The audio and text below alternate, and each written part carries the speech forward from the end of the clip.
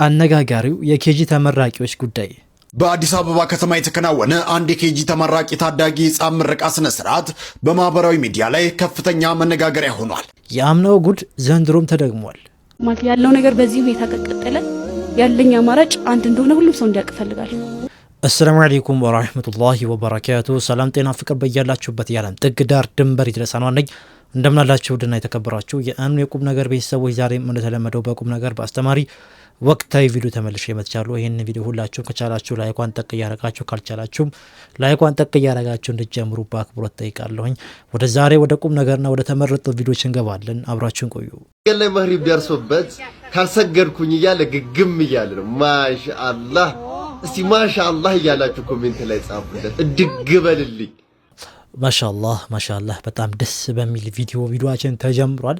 አላህ ያሳደገው፣ አላህ ከፍ ያለ ደረጃም ያደርሰው። ማሻአላህ በጣም ደስ ይላል። እንዴት ነው ግን ሰዓቷን አውቆ ምናምን ብቻ ደስ ይላል። እስቲ የኛ ደግሞ ጉዶችን እንመልከታቸው። ተመራቂ ተማሪዎቻችን በአዲስ አበባ ከተማ የተከናወነ አንድ የኬጂ ተመራቂ ታዳጊ ሕፃን ምረቃ ስነ ስርዓት በማህበራዊ ሚዲያ ላይ ከፍተኛ መነጋገሪያ ሆኗል። በምስሉ ላይ እንደምትመለከቱት ሕፃኑ የመመረቂያ ጋውን ለብሶ በቅንጡ መኪና የላይኛው መስኮት ብቅ ብሎ የሚታይ ሲሆን ክስተቱን ይበልጥ አነጋጋሪ ያደረገው ደግሞ ልክ እንደ ሰርግ የተሰለፉ በአበቦች ያጌጡ በርካታ ዘመናዊ መኪናዎች መኖራቸው ነው። ድርጊቱ የልጁን የቤተሰብ አቅም ቢያሳይም ብዙዎችን ግን አከራክሯል። አንዳንዶች እንዲህ አይነቱ የተጋነነ የቅንጦት ዝግጅት ለታዳጊ የወደፊት ስነ ልቦና እድገትና ለትምህርት የሚኖረው አመለካከት ላይ አሉታዊ ተጽዕኖ ሊያሳድር እንደሚችል ይናገራሉ። የእናንተ ሐሳብ ምንድነው? ኮመንት ላይ እስቲ በዚህ ጉዳይ ላይ ሐሳባችሁን ኮመንት ላይ ቁጭ አድርጉልን።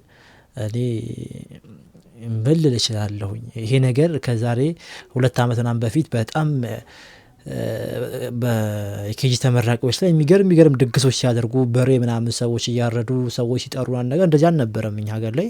በእርግጥ ኬጂ ሲመረቁ ልጆች የሆነ ነገር ይሰራ ነበረ፣ ትንሽ የፊኛ ምናምን ይደረጋል፣ ኬክ ምናምን ይደረግ ነበር። አሁን ግን በጣም እየባሰ በግ ምናምን ፉክክር ደግሞ ሆነ። ምንም የሌላትም እናት ከዛም ተፈተፍላ መደገስ ምናምን ጀመረች። አሁን ምንድን ሆነ? እነዚህ የኬጂ ተመራቂዎች ጉዳይ ከፍ እያለ መጣ ማለት ነው። ከዚህም ይብሳል ብዬ ነው ከዚህ በኋላ የማየው።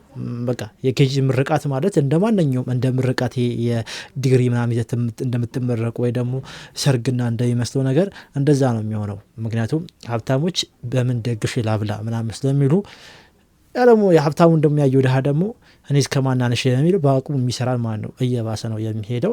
ይህ ግን አጉል ባህል ይመስለኛል።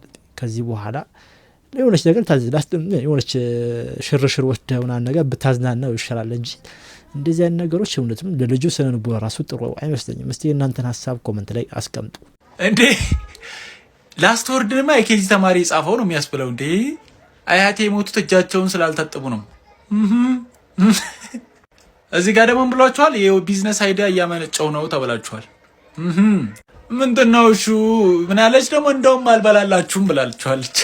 እናቴ ማርያም ትምህርቴን ግለጽልኝ። እቺ ጸሎተኛ ነች፣ ጎበዝ ልጅ። የመጀመሪያውን ሰው ያሳደገው ሰው ማን ነው? ማሚ እንዴ መጠየቅ አለበት፣ መታወቅም አለበት። የኛ ምን አለ? አሁን ኬጂ ይበቃኛል ዩኒቨርሲቲ ያስገቡኝ ብሏል። ኤሌመንታሪ ሃይ ስኩል ምናምን ፕሪፓራቶሪ የሚባል ነገር የለም። ኬጂ እንደጨረስኩ ዩኒቨርሲቲ ያስገቡኝ ብሏል። ይመቻችሁ። ለማንኛውም አለ ሰሞኑ እያየዋችሁ ያሉ የመመረቂያ ማን ነው የላስት ወርዶች የኬጂ ተማሪዎች እጹብ ናቸው። ለማንኛውም እስኪ እናንተ የመመረቂያ ጽሁፋችሁ ላስት ወርድ ምን ነበር? ኮሜንት ላይ ያስቀምጡልኝ። እኔ ስመረቅ የጻፍኩት አልሐምዱሊላህ ብዬ ነው። ለሁሉም አልሐምዱሊላህ ብዬ ነው የጻፍኩት እኔ ስመረቅ። የእነዚህ ደግሞ ይለያል። ግን ያው እነሱ አለ የሚጻፉት ይመስለኛል። ይሄ ሀሳብ ያመጣው ራሱ ትምህርት ቤቱ ነው። እስቲ ልጆቻችሁ ቤታችሁ ውስጥ እያሉ ማትረሱት ንግግር ከተናገሩት ተብለው የተጻፉት ነው። አሁን ለምሳሌ ህጻናቶች አያቴ የሞተችው እጇ ሳታጠብ በልታ ምናምን ተብሎ ሲነገራቸው ብዙ ጊዜ የሚደጋግሙት ነገር ይሆንና ይሄን ነገር ሉ ይችላሉ። እናቴ የመጀመሪያውን ሰው ማን ያሳደገውና ነገር ልጆቻችሁ እስቲ በቃ ማትረሱት ንግግር የተናገሩት ምንድነው ተብሎ ተጠይቀው የተጻፉ ናቸው። በእርግጠኝነት እንደዛ ነው የሚሆኑት። ልጆቹ አስበዋል። ኬጂ በቃኛ ተመርቂያለሁ አሁን ወደ ዩኒቨርሲቲ አስገቡ ሊል አይችልም። ግን በቤት ውስጥ አንድ ነገር ሊል ይችላል። ቤት ውስጥ አንድ ነገር በቃ ኬጂ ከተመረኩኝ ቀጥታ ዩኒቨርሲቲ ነው የምገባው ምናምን ሊሉ ይችላሉ። እንደዚህ ማለት ነው። ከዛችን ንግግር ደግሞ ወደ ላስት ወርድ ላይ የምርቃት ጽሁፍ ላይ ትገባለች ማለት ነው። የዘንድሮ ነገር በጣም ይገርማል። ብቻ ብዙ ነገሮችን እያየን ነው። በዚህ በ2018 በርካታ ሰዎች 2018 አገባቡ ልክ አይደለም እያሉ ይገኛሉ። ብዙ ነገሮችም እየታዩበት ይገኛሉ። 2018 በጣም በርካታ ጉድ ያየንበት በርካታ ነገሮች ያየንበት ነው። አላህ ቀጣይስ ምን ያሳየናል? ያልመጣ ነብዩ መሐመድ ላይም እኔ እንደምመጣ ቁርአን ላይ ሱራ 16 ላይ ተጽፎ ነበር ስለሌለ ነው። አንዳንድ ከቁርአንም ከመጽሐፍ ቅዱስ ብዙ የወጡ ነገሮች አሉ። ቁርአን ላይ ያለ ሰላምታ ይጽፋል። ግን አውጥተውታል። ከነብዩ መሐመድ ውጪ ነብይ አይመጣም ብለው እንትን አሉት። የኔን አውጥተው ማን ያወጣብህ? ነገርኩሽ። መጽሐፍ ቅዱስም ቁርአን ሁሉ ነገር ተቀይጧል። አውቋበድ እንግዲህ ሚዲያው ላይ አስቀምጣችሁ ማስለፍለፋችሁ የእናንተ ጤነኝነት ራሱ ያስተዛዝባል። የሰው ልጅ ከራሱን ከሳተ ሰው ጋር ከራሱ ጋር ካልሆነ ሰው ጋር ቁጭ ብሎ እንዴት ተቀምጦ ያወራል? ይህን ሰው ከቻልን ተባብረን ማሳከም ያለብን። በራሱ ጊዜ ያበደ በራሱ ጊዜ ማለት ነው የራሱን እምነት ፈጥሮ በፍልስፍና የሚኖር ሰው ነው። ይህንን ሰው አስመጥተ እምነትህን ምናምን ማሰደድ ተበርዟል። መጽሐፍሽ ትስቃለች። የሚያወራው ምናልባት ቁርአን ተበርዟል፣ መጽሐፍ ቅዱስ ተበርዟል፣ ተገለፍጣለች። እንደዚህ አይነት ጊዜ ሰው ባለበት በዚህ ጊዜ ላይ መቆንጠጥ ነበር። ለማንኛውም አልሐምዱሊላህ ረቢል ዓለሚን እንላለን እኛ ሙስሊሞች። ምክንያቱም ያልተበረዘ ያልተደለተ ቁርአን ነው ያለን። ይሄን ደግሞ አይደለም አንተ ማለት ነው ማንኛውም እንግዲህ በቁርአን ላይ ተመራመርኩ አነበብኩ አጠናው የሚል ሰው ቁርአን ተበርዟል የሚል እስከዛሬ ሰው አታገኙም። አልሐምዱሊላህ ረቢል ዓለሚን አላ ኒዕመቲል ኢስላም።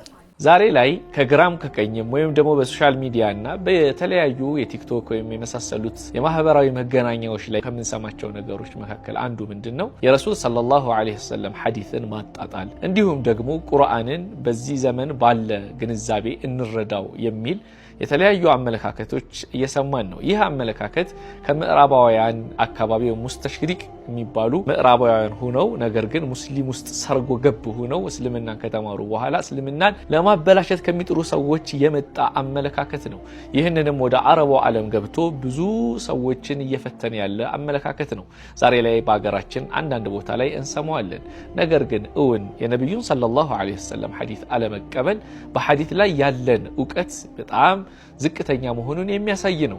የሐዲስ አመጣጥን እንዲሁም ደግሞ የሐዲስ አቀሳሰምን ሰነድን ዕውቀት እንዲሁም ደግሞ ውስጥ ላይ ያሉትን ከ10,000 በላይ የሆኑ ሐዲሶችን አለማወቅ ሲያቅተው አንድ ሰው ሐዲስን አጣጥሎ የራሱን አመለካከት ወይም ፊክራ መገንባት ይሞክራል። ይህንንም ትጠነቀቁት ዘንድ አደራ ለማለት ፈልጋለሁ።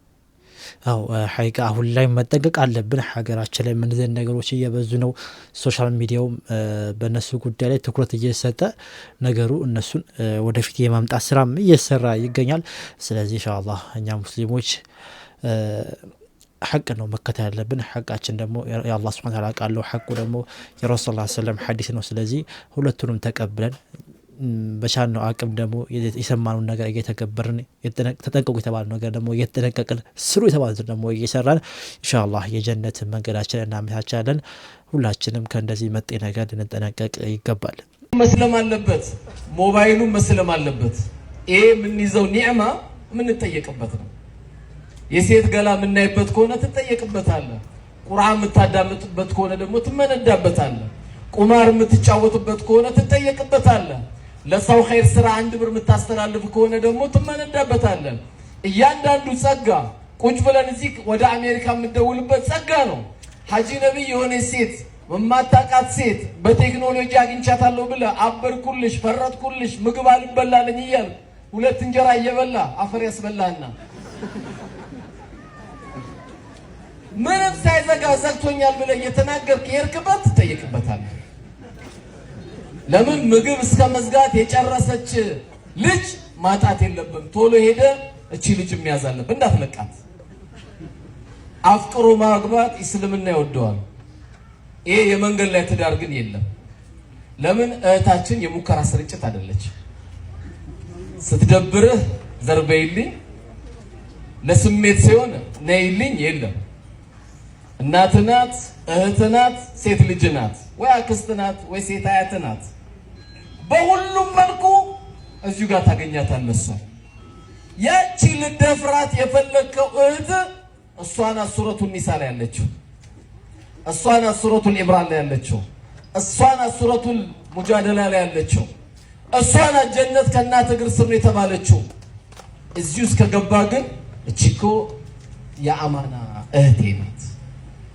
ነብዩ አለይሂ ሰላቱ ወሰለም ኢስተውሱ ቢኒሳኢ ኸይረን ያሉት አደራችሁ ለሴቶች መልካም ዋሉ። የአብዛኛው ጎረምሳ ጉልበቱን የሚያሳየው ሚስቱ ላይ ስለሆነ ጉልበታቸውን በታሪክ አሽረፈል ኸልቅ አሳይቶ አያውቁም። በሴት ላይ ካነ ኹሉቁሁን ቁርአን ነው ያለችው አይሻ። ምን ይመስላሉ እሳቸው ስትባል ቁርአንን ነው የሚመስሉት ነው ያለችው። አንተ መንገድ ላይ ከሷ ጋር እንዳትሄድ ፋራ ትባላለህ። ሁለት ልጅ ደግሞ የኤሌመንተሪ ተማሪ ወይም የ9ኛ ክፍል ልጅ ሁለት ሴት ልጅ አቅፎ ቤት ማሻአላ መሰልጠን ይባላል። መሰይጠን ወይስ መሰልጠን? ታርጋው ይጠፋል። ለምንድን ነው? ከቁርአን ስለዞረ ነው። ቂብላው ይጠፋል። ለምንድን ነው? ከቁርአን ስለዞረ ነው። ሁሉ ነገር እዛ ታገኝበታለህ። በቃ አንተ ከፍተህ ለምን አታየውም? አለባበስ እዛው ታገኛለህ። አካሄድ እዛው ታገኛለህ። እኔ ወላሂ በጣም ይገርመኛል የቁርአን ጉዳይ። ልክ አሁን የወረደ ነው እኮ የሚመስልህ። ከተማ ላይ የወረደ ይመስላል አንዳንዴ። ከኋላ ፓንታቸው የሚታዩ ወጣቶች ታያቸዋል። ግን አንዳንዴም ብሎ ተቆርጧል። አንዳንድ ሰዎች ለምን ቆረጥከው የሚል ኮመንት ስለማይ ነው። እኔ ሳይሆን ያው ቪዲዮ ሲለቀቅ ተቆርጦ ስለሆነ ነው። ኢንሻአላህ ሙሉ ከተገኘ ይመጣል። በጣም ምርጥ መልእክት ነው ኡስታዛችን ተወዳጁ ኡስታዝ ኑሩ ቱርኪ ያስተላለፈው። መላ ስነ ምግባራችን መላ ማንነታችን ኢስላምን መላበስ ኢስላም መምሰል አለበት። ሁሉ ነገራችን ስልካችንም መስለም አለበት። ዛሬ ቲክቶክ ስገቡ ብዙ ፈሳዶች ይመጣሉ አለ። ያ የሚመጣበት ምክንያት ምንድነው? አንተ ስልክ ስላላሰለምከው ነው። ስልክን ብታሰልመው ቁርአንና ሐዲስ ምርጥ ንግግሮች ዳዕዎች ይበዙታል። ስለዚህ ስልክንም አስልመው። በጣም ምርጥ መልእክት ነው። ማለት ያለው ነገር በዚህ ሁኔታ ከቀጠለ ያለኝ አማራጭ አንድ እንደሆነ ሁሉም ሰው እንዲያውቅ እፈልጋለሁ። ሁለት አማራጭ የለኝም፣ አንድ አማራጭ ነው ያለኝ። ያለኝ አማራጭ አለመማር አይደለም። ያለኝ አማራጭ ጅህልናን ታቅፎ መኖር አይደለም። ያለኝ አማራጭ ለብሼ መማር። ያለኝ አማራጭ ምንም ድርድር የሌለው መስፈርት የማላስቀምጥለት መማር ነው ያለኝ አማራጭ። እህቴ የመረሻው አማራጭ ትክክለኛ ነው። መፍራት መሸሽ ሳይሆን ፊት ለፊት ከቸገሩ ጋር መጋፈጥ ነው። ብቻሽን ደግሞ አይሆንም። ኢንሻአላህ እኛም ወንድሞች አለን፣ ተቋማችን ካገዘንም አለን። የትኛው ተቋም እንዳትሉ አለ፣ ግን ስሙ አለ፣ ስራውን እንጃ ግን ስሙ አለ። አላህ ይሁናቸው። በዚህ ጉዳይ ላይ እየመጣን እረ መጅሊስ ማለቱ አሰልቺ ሆኗል። ለተመልካችም ለታዳሚ ለኛም አሰልቺ ነው። ሁሌ እረ መጅሊስ ማለት መቼም ሶሻል ሚዲያ ይጠቀማሉ ያሉ በየጊዜው የሚሰራው ግፍ ትናንትና አይታችኋል። ያው በአጋጣሚ ያልቀረስኩም የተፈጠረውን ነገር አይታችኋል። ከትናንት በስቲያም እንዲሁ እዚህ ወደ አማራ ክልል ኢማሞች እየተገደሉ ነው። ግን በቃ የሚዲያ ጩኸት ብቻ ሆነ። ያ ደግሞ ከሚሆን እስቲ ከነቁ እኛም መጫዋችን እናቆማለን። ያ ጀማዓ በቀጣይ የተሻለ ቪዲዮ እንገናኛለን። ሰላም አለይኩም ወራህመቱላሂ ወበረካቱሁ።